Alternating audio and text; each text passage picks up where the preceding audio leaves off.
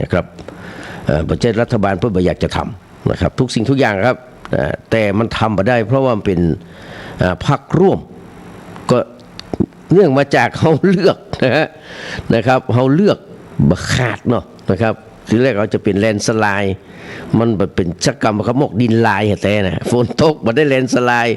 มันหมกดินลายนะครับเพราะดินลายก็มีปัญหาความร้อนเข้ามาเลยกันเนาะหมกมันไอร้อนมันนี่ขึ้นมานะครับก็เช่นเดียวกับรัฐบาลที่มีพรรคเพื่อไทยเป็นแกนนำนะอยากจะเนี่ยนะครับอยากจะทำอย่างทุกสิ่งทุกอย่างนะครับแต่มันไปไม่ได้ครับแล้วก็อำนาจต่อรองอย่างต่างๆก็น้อยลงก็ยิ่งมามีปัญหาอีสัมหายนะครับการผลักดันนโยบายอย่างต่างๆนี่แทบจะเป็นไปไม่ได้ละนะครับอยู่เพื่อประคับประคองตัวนะครับถามว่าเพื่อไทยมีคุณูปการมันมีครับมันมีเคยพรรคการเมืองไหนที่จะมา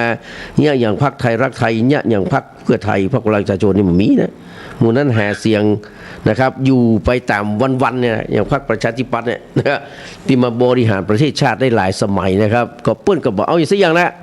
คือมีพรรคใดก็ตามแต่ครับเกิดขึ้นมาในเมืองไทยอ่ะเขาย้อนไปอดีตเมื่อสมัยท่านปรีดีพนมยงค์เป็นรัฐบาลเป็นนายกเนี่ยครับเมื่อมีความคิดก้าวหน้าเนี่ยความคิดก้าวหน้ากลายเป็นซ้ายแล้วก็เป็นคอมมิวนิสต์นะครับ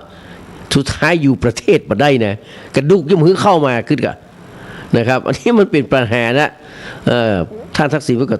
ตั้งจิตตั้งใจทำอย่างดีแต่ในที่สุดก็มาตกกลุ่มพรางแบบนี้ทุกครั้งมันก็เลยมาวิเคราะห์ว่านะครับคืนมาอันนี้ต่อไปเนี่ยนะครับเราจะต้องใจพ่ายหรือว่าพายใบสุดท้ายของเราเนี่ยวัดเสี่ยงดวงกันไปเลยนะครับพระบาดใจนี่ก็จบเลยครับจบเฮถึงขนาดเลยนะจบเฮถึงขนาดเลยนะอันเนี้ยนะครับก็ฝากไว้กันแล้วกันนะครับถามว่าคือกำลังใจท่านนายกอย่างนั้นเพื่อก็ตั้งใจดีทุกอย่างนะครับทุกสิ่งทุกอย่างแต่ว่ามันพลาดมันเป็นการเป็นดุลตัวเกมของพวกแล้วก็มีการคนที่วางแผนไว้มันมีอยู่แล้วนะครับดังนั้นก็ติดตามกันต่อไปครับเฮาก็ว่าเพื่อนอาจจะกึดใหม่ก็ได้นะอยากให้ศาลรัฐธรรมนูญกึดใหม่ที่ว่า2คนที่ว่าคือนายกนะครับปฏิบัติหน้าที่อยู่ต่อไปนั่นคือการละครฉากใหญ่เลยแหละว่าอาจารย์นครินทร์ถึงคนนั้นเป็นฉากใหญ่เป็นละครฉากหนึ่งนะครับแน่จริงก็ไปเอาตั้งแต่แรกก็บ่ต้องหยุดปฏิบัติหน้าที่แล้วก็บ่ฮับตัวอีกครับบ่ฮับ2บ่คือประยุทธ์ปฏิบัติหน้าที่2อีก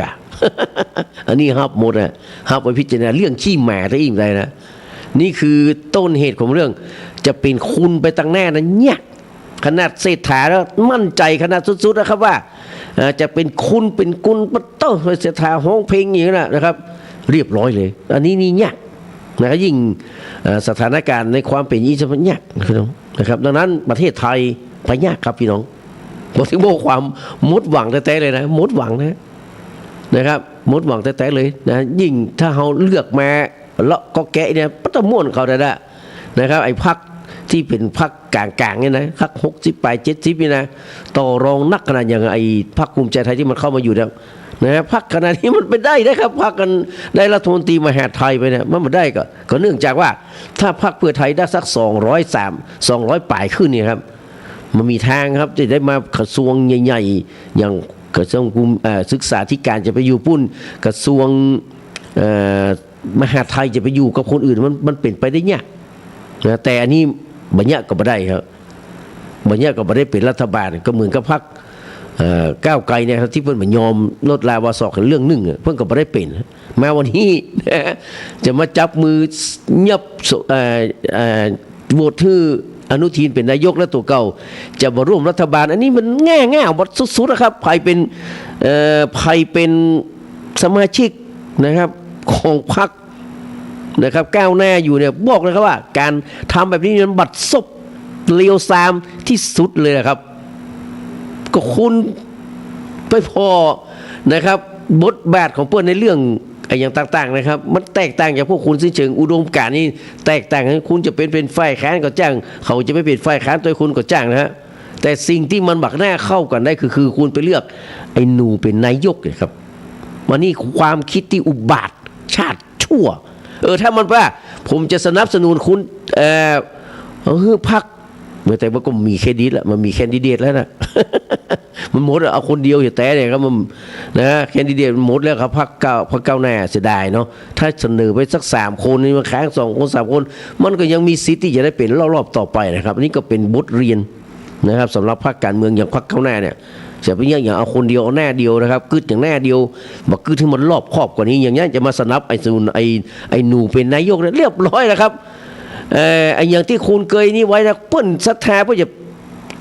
ถึงแม้จะมาชอบพรรคเพื่อไทยมันก็บ่สามารถจะไปหักคุณได้ถ้าคุณเลือกไอ้หนูเป็นนายกพี่น้องเลือกประยุทธ์เป็นนายกต่ออ่ะคุณทำกันนั้นแค่ตัวเก้าตายตั้งการเมืองชัดๆเลย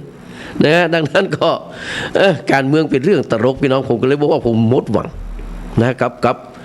ไม่ใช่กับรัฐบาลนะกับการเมืองกับความเป็นไปของบ้านของเมือง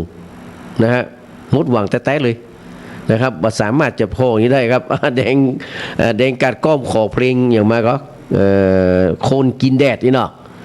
โคนกินแดดนะครับเดี๋ยวฟังเลยเนาะโคนกินแดดกับกระลุกปุกไทยนะเอาเยอะนะครับกระลุกปุกไทยนะสุดท้ายเนี่ยมันเยอะกันแกเอาอย่างเอี้ยเลยเอาอย่างกระลุกปุกไทยได้พี่น้องเอาอย่างโคนกินแดดเนี่ยบ้านเฮานะเอาแบบนี้เลยนะครับมันจะเป็นอย่างกระจ้างนะครับคุณมาคือคน9 คน8 คน 9 คนมาตัดสินความ